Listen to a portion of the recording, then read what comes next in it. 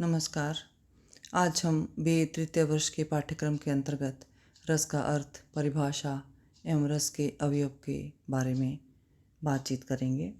रस का सामान्य अर्थ है आनंद। जिस प्रकार आनंद प्राप्ति प्राणी के जीवन का लक्ष्य होता है, उसी प्रकार काव्य का लक्ष्य भी आनंद प्राप्ति होता है। काव्य में रस को प्राण या आत्मस्वरूप मानकर उसे सर्वोच्च स्थान प्रदान किया गया है। रस को काव्य की आत्मा या प्राण तत्व माना गया है। अब हम बात करेंगे रस शब्द के प्रयोग की। रस से अभिप्राय। रस शब्द का प्रयोग वैदिक साहित्य में प्रचुर मात्रा में हुआ है। जल, द्रव, वीर्य, सार, स्वाद, विष, मधुर तिक्तादि षड्रस, सोमरस, सुरा, शोणित, पारद, परमात्मा आदि शब्द का प्रयोग वैदिक साहित्य में रस के लिए हुआ है। इसके अतिरिक्त तैत्तरीयोपनिषद में कहा गया है रसो वै स, अर्थात रस को परमात्मा का पर्याय माना गया है। रस को ब्रह्मानंद सहोदर कहा गया है। रस शब्द का प्रयोग मुख्यतः दो रूपों में किया गया है, वस्तु रूप में और आस्वाद के रूप में। वस्तु रूप में जल, द्रव आदि तरल पदार्थों के लिए और आस्वाद के रूप में रसनेन्द्रिय के स्वाद के रूप में किया गया है। अब हम देखेंगे कि विभिन्न आचार्यों ने रस के स्वरूप को किस प्रकार निर्धारित किया है। रस की उत्पत्ति को परिभाषित करने का सर्वप्रथम श्रेय भरत मुनि को जाता है। वे कहते हैं विभावानुभाव व्यभिचारी संयोगाद रस निष्पत्ति, अर्थात वे रस की व्याख्या करते हुए कहते हैं कि रस नाट्य उपकरणों द्वारा प्रस्तुत एक भावमूलक कलात्मक अनुभूति है। रस का केंद्र रंगमंच है। भाव रस नहीं उसका आधार है। भाव रस नहीं उसका आधार है, किंतु भरत ने स्थायी भाव को रस माना है। उन्होंने अपने नाट्यशास्त्र में 8 प्रकार के रसों का वर्णन किया है, अर्थात विभाव, अनुभाव तथा संचारी भावों के संयोग से रस की निष्पत्ति होती है। उनका मानना ये है। इसके पश्चात हम देखते हैं कि आचार्य धनंजय कहते हैं कि विभाव, अनुभाव, सात्विक भाव और व्याभिचारी भावों के संयोग से आस्वाद्यमान स्थायी भाव को रस कहते हैं। आचार्य धनंजय के बाद हम देखते हैं कि आचार्य विश्वनाथ रस को कैसे परिभाषित करते हैं। आचार्य विश्वनाथ कहते हैं विभाव आदि द्वारा व्यक्त स्थायी भाव को ही रस मानते हैं। आचार्य विश्वनाथ विभाव आदि द्वारा व्यक्त स्थायी भाव को रस मानते हैं। इन्होंने रस को साहित्य की आत्मा माना है। रस को साहित्य की आत्मा मानने वाले आचार्य विश्वनाथ पहले संस्कृत आचार्य हैं। इन्होंने साहित्य दर्पण में ये सूत्र दिया था कि रसात्मकम वाक्यम काव्यम। इस प्रकार हम देखते हैं कि आचार्य विश्वनाथ रस को साहित्य की आत्मा मानते हैं। आचार्य श्याम सुंदर दास मानते हैं कि स्थायी भाव जब विभाव, अनुभाव एवं संचारी भावों के योग से आस्वादन करने योग्य हो जाता है, तब सहृदय प्रेषक के हृदय में रस रूप में उसका आस्वादन होता है। ये कहना है आचार्य श्याम सुंदर दास का। इसके पश्चात आचार्य रामचंद्र शुक्ल कहते हैं जिस भांति आत्मा की मुक्तावस्था ज्ञान दशा कहलाती है, उसी भांति हृदय की मुक्तावस्था रस दशा कहलाती है। ये थे आचार्य रामचंद्र शुक्ल के विचार रस के बारे में। तो इस प्रकार हम देखते हैं कि विभिन्न आचार्यों ने रस के बारे में अपने मत जो हैं वो व्यक्त किए हैं। अब हम बात करेंगे रस के अवयव, रस के अंग, अर्थात उसको रस सामग्री भी कहा जाता है। रस के जो अवयव होते हैं वो 4 होते हैं। रस के 4 अवयव माने गए हैं स्थायी भाव, विभाव, अनुभाव और संचारी भाव। स्थायी भाव 9 माने गए हैं, विभाव 2 माने गए हैं, आलंबन और उद्दीपन और अनुभाव 4 माने गए हैं। संचारी भाव या व्यभिचारी भाव, इनकी संख्या 33 मानी गई है। तो अब हम इनके बारे में विस्तार से चर्चा करेंगे। सबसे पहले हम बात करेंगे स्थायी भाव की।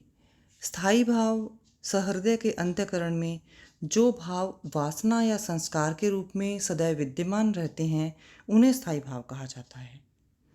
इन्हें रस की जड़ या मूल कहा जाता है। यह रसानुभव काल में आरंभ से अंत तक बना रहता है। ये स्थायी भाव है। चूंकि इसे स्थायी भाव कहा गया है, इसीलिए इसे स्थायी भाव कहा गया है, क्योंकि इन्हें रस की जड़ या मूल कहा जाता है और ये रसानुभव काल में आरंभ से अंत तक बना रहता है। जिस प्रकार कच्चा चावल पकने की प्रक्रिया से गुजरकर भोजन के रूप में आस्वाद्य होता है, वैसे ही स्थायी भाव नाटक आदि देखने से परिपक्व होकर रस की स्थिति में पहुंचता है और हृदय में स्थायी रूप से रहने वाले इस भाव का कोई विरोधी या अविरोधी भाव नहीं होता, अर्थात कोई भी विरोधी अविरोधी भाव किसी भी प्रकार से इस हृदय में स्थायी रूप से रहने वाले इस भाव को तिरोहित नहीं कर सकता। तो ये जो स्थायी भाव होता है, स्थायी भावों की संख्या, रस के स्थायी भावों की संख्या 9 मानी गई है, जिसमें रति, हास, शोक, उत्साह, क्रोध, भय, जुगुप्सा, विस्मय और निर्वेद। इसके अतिरिक्त कुछ विद्वानों ने वात्सल्य और ईश्वर विषयक प्रेम को भी स्थायी भाव माना है, जिससे इनकी संख्या 11 हो जाती है। 9 से बढ़कर इनकी संख्या 11 हो जाती है, क्योंकि कुछ विद्वानों ने वात्सल्य और ईश्वर विषयक प्रेम को भी स्थायी भाव मान लिया है। ये तो था स्थायी भाव। इसके पश्चात हम बात करेंगे विभाव की। विभाव स्थायी भावों के जागृत या उद्दीप्त होने के कारणों को काव्य नाटक आदि में विभाव कहते हैं। जो स्थायी भाव होते हैं, स्थायी भावों के जागृत या उद्दीप्त होने के कारणों को काव्य नाटक आदि में विभाव कहा जाता है। इसके 2 भेद होते हैं, आलंबन विभाव और उद्दीपन विभाव। अर्थात जो व्यक्ति पदार्थ अन्य व्यक्ति के हृदय के भावों को जगाते हों, अन्य व्यक्ति के भावों को जगाते हों, और यह कारण निमित्त या हेतु कहलाते हैं। तो पहले हम बात करेंगे, ये 2 होते हैं, आलंबन विभाव और उद्दीपन विभाव। आलंबन विभाव वह पात्र या नायक नायिका जिसके आश्रय से स्थायी भाव जागृत होता है। आलंबन विभाव जिस व्यक्ति या वस्तु के कारण रस उत्पन्न होता है, जैसे श्रृंगार में प्रेम पात्र, स्त्री पात्र या पुरुष, जिसे देखकर मन में प्रेम जागृत होता है। उद्दीपन विभाव क्या होता है?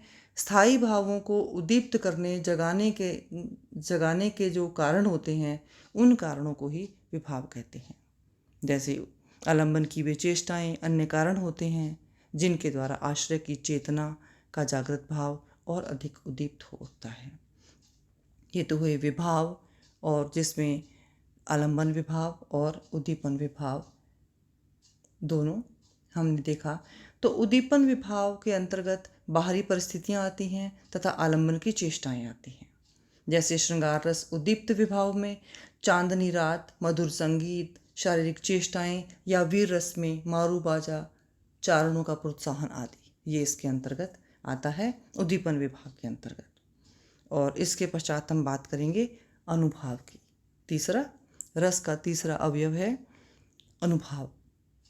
अनुभाव 4 माने गए हैं। स्थायी भावों की प्रकाशक आश्रय की शारीरिक चेष्टाओं को अनुभाव कहते हैं।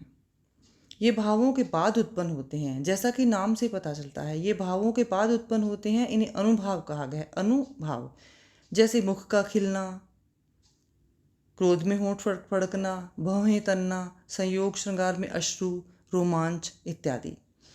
तो अनुभाव के 4 भेद होते हैं।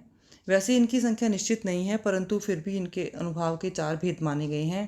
पहला है आंगिक, दूसरा है वाचिक, तीसरा आहार्य और सात्विक। आंगिक जो होता है उसमें आश्रय की चेष्टाएं होती हैं, ये अंगों संबंधी चेष्टाएं होती हैं। ये अंगों संबंधी चेष्टाएं होती हैं तो इसमें नियंत्रण संभव होता है। और दूसरी होती है वाचक।